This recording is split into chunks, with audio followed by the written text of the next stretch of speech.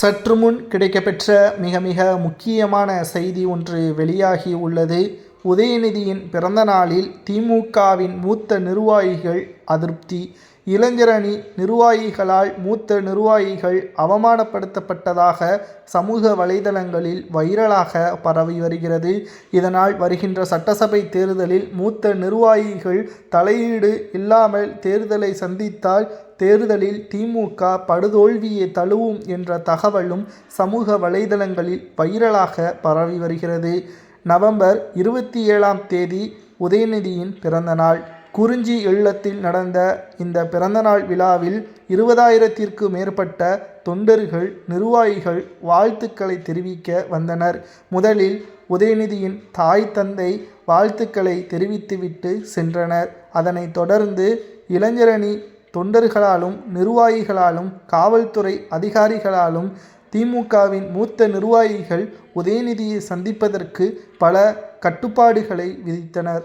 உதயநிதியுடன் போட்டோக்களை எடுக்கக்கூடாது, 3 நிமிடங்கள் மேல் சந்திக்க கூடாது, குறிப்பாக அவரை தொந்தரவு செய்யக்கூடாது, வாழ்த்துக்களை தெரிவித்து 3 நிமிடங்களிலேயே வெளியே வந்துவிட வேண்டும். முதலில் மாவட்ட நிர்வாகிகளுக்கும் எம்எல்ஏக்களுக்கும் அமைச்சர்களுக்கும் பல்வேறு கட்டுப்பாடுகளை இளைஞரணி தொண்டர்கள் நிர்வாகிகள் செய்ததன் காரணமாக அதிருப்தியில் திமுகவின் மூத்த நிர்வாகிகள் உள்ளனர். அதாவது உதயநிதி அவர்கள் பிறப்பதற்கு முன்பாகவே திமுகவில் பயணித்து கொண்டிருக்கின்ற திமுகவின் மூத்த நிர்வாகிகள் உதயநிதியை அண்ணன் என்று கூறுவதை விட மிகவும் மோசமானது எது?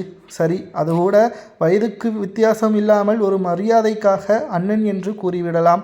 சரி, உதயநிதி அவர்களை சந்திப்பதற்கு இளைஞரணி நிர்வாகிகள் தடுப்பதும் காவல்துறையினர் தடுப்பதும் சுமார் 15 நிமிடங்கள் எம்எல்ஏக்களும் அமைச்சர்களும் காத்து இருப்பதன் காரணமாக அவர்கள் அவமானப்பட்டதாக அதிருப்தியில் மூத்த நிர்வாகிகள் இருப்பதாக சமூக வலைதளங்களில் பரவலாக பேசப்பட்டது.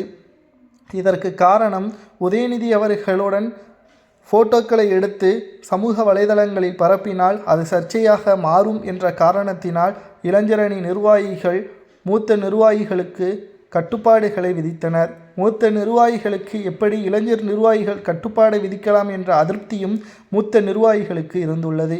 இதனால் வருகின்ற சட்டசபை தேர்தலில் இதை வைத்து திமுக தேர்தலில் தோல்வியை தழுவலாம் என்ற தகவலும் சமூக வலைதளங்களில் வைரலாக பரவி வருகிறது. 20,000த்திற்கு மேற்பட்ட தொண்டர்களை காலை 7 மணி முதல் மாலை 6 மணி வரை சந்தித்துள்ளார் உதயநிதி அவர்கள்.